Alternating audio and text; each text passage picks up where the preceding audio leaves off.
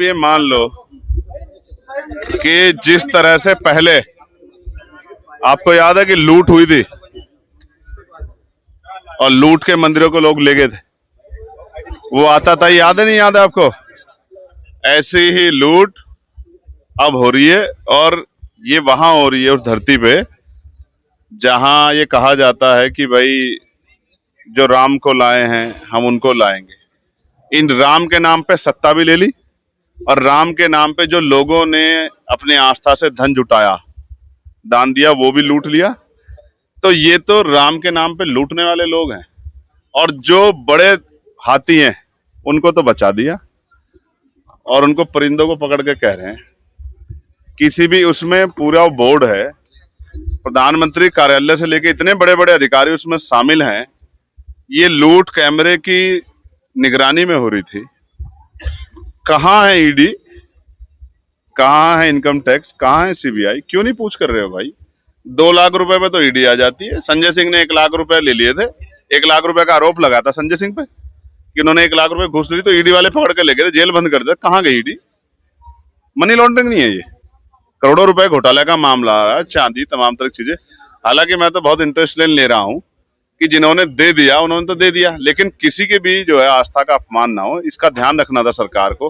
तो जब अयोध्या में लूट हो रही है और लूट के बाद असर कैसा है, वो अयोध्या का 2024 का लोकसभा रिजल्ट आपके सामने है।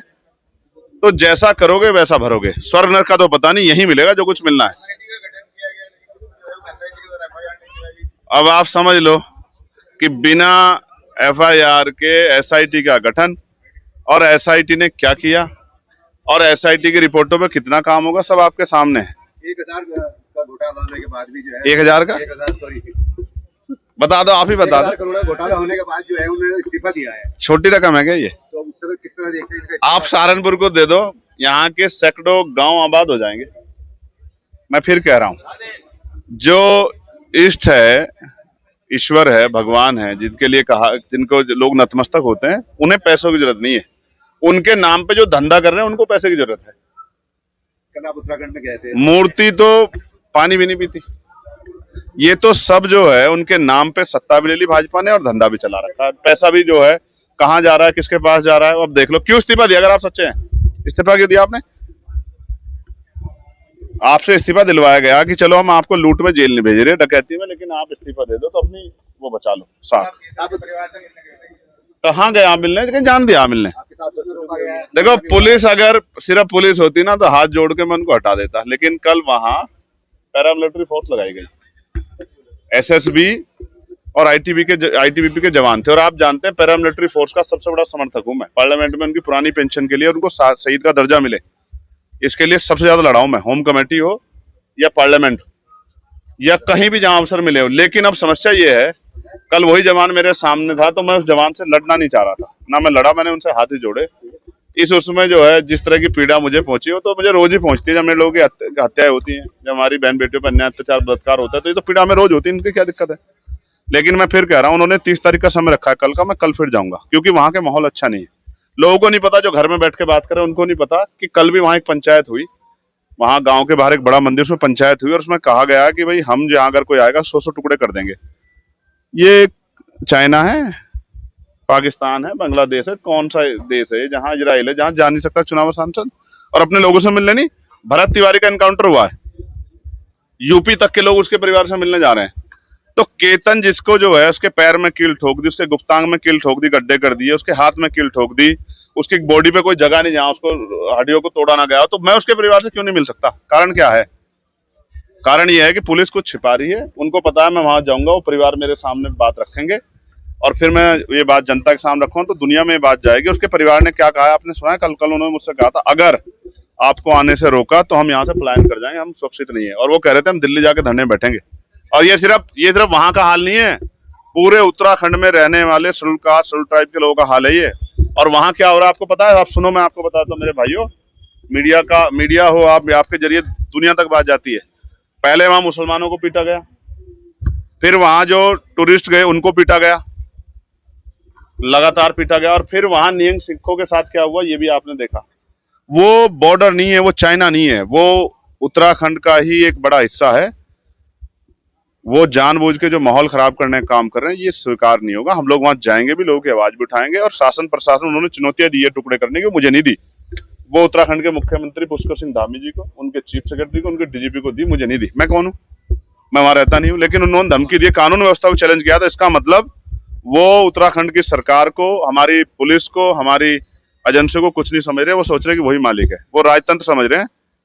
ये राजतंत्र नहीं है, लोकतंत्र है। यहाँ हर व्यक्ति की पीड़ा सुनी भी जाएगी और उसकी बात पे अमल भी करना होगा। आपकी मुलाकात नजदीक है तो 27 चुनाव को लेकर क्या गठबंधन आपकी पार्टी के द्वारा किया जाएगा, अकेले चुनाव लड़ने दिया जाएगा? ये तो पार्टी के नेता बताएंगे, मैं तो कार्यकर्ता हूँ। अभी हाल ही में आपकी ओवैसी से मुलाकात हुई, आरजेडी से मुलाकात हुई, क्या कुछ बात हुई? आप पे कहाँ से खबर आ रही है सब चीजें? ये सूत्र हैं आपके, या ऐसे ही आप तीर चला रहे हो?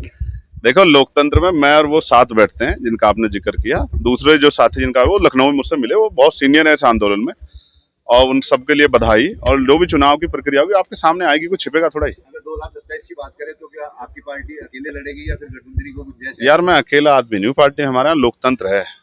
जैसे बीजेपी की लिस्ट आने में कितना समय लग गया, जबकि लोगों को नाम पता था। तो जब कुछ होगा सब आपके सामने होगा। ऐसा मत करो आप, ऐसा मत सोचो कि मैं कुछ छिपा करूंगा। लोकतंत्र में कुछ छिपता है क्या? अच्छा चलाओ या बुरा चलाओ, चलाना तो आप भी को, तो आप ही बताएंगे भाई। धन्यवाद सहारनपुर, हम तो सहारनपुर से हैं। जो कुछ है हमें सहारनपुर ने बहुत कुछ दिया, इसलिए सहारनपुर का धन्यवाद। किसकी जिम्मेदारी ले रहे हैं? खुद की जिम्मेदारी ले लेंगे योगी जी, इसलिए कि उत्तर प्रदेश के मुख्यमंत्री है। जिम्मेदारी तो उनको 2 कदम आगे बढ़ के ले लेना चाहिए। और जनता हो सकता है कुछ अगर 2 कदम आगे बढ़ते कि मैं मुख्यमंत्री रहते हुए मेरे जैसा संत था यहाँ मुख्यमंत्री, कहते हैं ना कि हम संत हैं, कि संत मुख्यमंत्री था और मेरे रहते हुए डकैती हुई है, इसकी पहली जिम्मेदारी हमारी बनती है, क्योंकि हम उस मंदिर के देख रेख के संपूर्ण व्यवस्थापक मुख्यमंत्री था। क्या आप कह रहे इस्तीफा दे दे, कुछ छोड़े? ये एक चीज बता दें, एक कहीं कुछ नहीं देंगे, इसलिए कि इन्हें सुनिए, हम नहीं कह रहे हैं इस्तीफा दे दें, इनको देना भी नहीं चाहिए इस्तीफा। पूछिए क्यों? जिसके पास नैतिकता रहती है इस्तीफा वो देता है। जिसके पास नैतिकता ही नहीं है, सारी डकैती को, सारी चोरी को सही में जो अपने को सही साबित करने में पूरी ऊर्जा लगा रहा हो, उससे आप नैतिकता की उम्मीद करते हो और इस्तीफा की उम्मीद करते हो? नहीं देना चाहिए। पकड़े जाएंगे क्या? ये कोई सॉल्यूशन? एकदम इस्तीफा देने से आरोपी नहीं पकड़े जाएंगे। यही तो गूढ़ बात यही है, गूढ़ बात यही है कि भाजपा के लोग क्यों नहीं अब तक नृपेंद्र मिश्रा यही जब मुलायम सिंह की सरकार थी तो प्रमुख सचिव हुआ करते थे, और जब गोली चलवाया तो नृपेंद्र मिश्रा का नाम नहीं आया, बदनाम हुए मुख्यमंत्री मुलायम सिंह यादव। और मुलायम सिंह यादव को आज भी भाजपा के लोग अयोध्या में गोली चलवाने का उनके ऊपर आरोप मरते हैं। तो उनके जब नृपेंद्र मिश्रा उस समय सचिव थे, गोली चली और नृपेंद्र मिश्रा मुलायम सिंह बदनाम हुए मुख्यमंत्री होने के कारण, तो आज योगी मुख्यमंत्री हैं और नृपेंद्र मिश्रा के देखरेख में मंदिर संचालित हो रहा है। तो डकैती का श्रेय किसके ऊपर जाएगा? किसके ऊपर? और चुल्लू भर पानी में नृपेंद्र मिश्रा को डूब कर मर जाना चाहिए, मर जाना चाहिए, मर जाना चाहिए। क्या नृपेंद्र मिश्रा इतना बड़ा आरोप, इतना बड़ा? और नृपेंद्र मिश्रा तो वो कलाकार व्यक्ति है ना, वो कलाकार व्यक्ति है जब ये किसी का नहीं हुआ है, आज तक के इतिहास में किसी का नहीं हुआ है। ये मुख्यमंत्री योगी को समझना चाहिए, समझना चाहिए कि इनको भी बदनाम करने में नृपेंद्र मिश्रा का बहुत बड़ा है। राम के तो हुए ना ये लोग के? कहां राम के हुए? ये राम के हैं? ये न राम के हैं न रहमान के हैं, ये सिर्फ दाम के हैं। ये भाजपा और संघ के लोग सिर्फ दाम के हैं। एक गरीब माँ का बेटा प्रधानमंत्री बन गया, एक साधु संत मुख्यमंत्री बन गया, आपको तकलीफ का है? एकदम तकलीफ नहीं है कि एक गरीब माँ का बेटा बन गया। ऐसी बात मोदी जी ने खुद कहा है, लोगों से, जनता के बीच में अपने को प्रस्तुत किया। लेकिन आपको जानकारी में बता दें, इस देश में बहुत प्रधानमंत्री और मुख्यमंत्री गरीब माँ के बेटे बने हैं। एक कभी किसी ने कहा नहीं है, कहा नहीं है किसी ने कभी अपने को कहा नहीं कि मैं गरीब का, चूंकि वह कुर्सी ऐसी है, वो कुर्सी पर जो एक बार बैठ गया वो न गरीब रह जाता है न अमीर रह जाता है, वो देश का प्रधानमंत्री और मुख्यमंत्री बन जाता है। उसको फिर ये भावनाओं से खेलने के लिए वो कुर्सी नहीं है, वो कुर्सी संवैधानिक कुर्सी है। लेकिन आप लोग राम मंदिर का हिसाब क्यों मांग रहे हैं? गलत बात नहीं, राम मंदिर का हिसाब क्यों नहीं मांगेंगे? आप चंदा देने गए थे? किसके? आप लोग नहीं, भारत का कौन सा ऐसा व्यक्ति है जो चंदा नहीं दिया है? नहीं, कौन सा ऐसा व्यक्ति है कि चंदा नहीं दिया है? एक व्यक्ति का नाम बताइए। एकदम सारे लोग ये भीख मांगे हैं, यही संघ के लोग, सुनिए, यही संघ के लोग यही संघ के लोग भारतवर्ष के 100 करोड़ नागरिकों और सनातनियों के दरवाजे दरवाजे जाकर, और आज से नहीं, राम के नाम पर ये लूट रहे हैं। आज से नहीं लूट रहे हैं भाई साहब, आप जान लीजिए कि ये सन 80 से लूट रहे हैं, सन 80 से लूट रहे हैं और उस चंदे को खा रहे हैं। चंदा चोरों को लास्ट में आप क्या कहना चाहेंगे? देखिए, चंदा चोरों को हम नहीं कहना चाहेंगे, हम सरकार को कहना चाहेंगे। हाँ। चंदा चोर तो डकैती किए हैं, और वो डकैती बिना दिल्ली और लखनऊ के मंशा से नहीं हुई है। एकदम साफ सी बात, यह देश भी अब समझ रहा है कि बिना लखनऊ और दिल्ली की मंशा से इतनी बड़ी डकैती, मतलब कि टिंटू यादव के बस की थी नहीं, इतनी बड़ी डकैती। वो ड्राइवर जो पकड़ा गया है, जिसको ये छोटी लोगों को दिखला रहे हैं, उसकी हैसियत थी कि इतनी बड़ी डकैती डाल देता। उस डकैती का, और समझिए ये डकैती क्यों हुई है। ये डकैती चूंकि भाजपा को देश को ही लूटना है, देश को बनाने का काम तो कभी इन लोगों ने किया नहीं। कोई एक कार्य योजना बदला नहीं है। इनको सांसद खरीदना है, सुनिए, इनको सांसद खरीदना है, इनको विधायक खरीदना है, इनको सरकारें गिरानी है। अभी उत्तर प्रदेश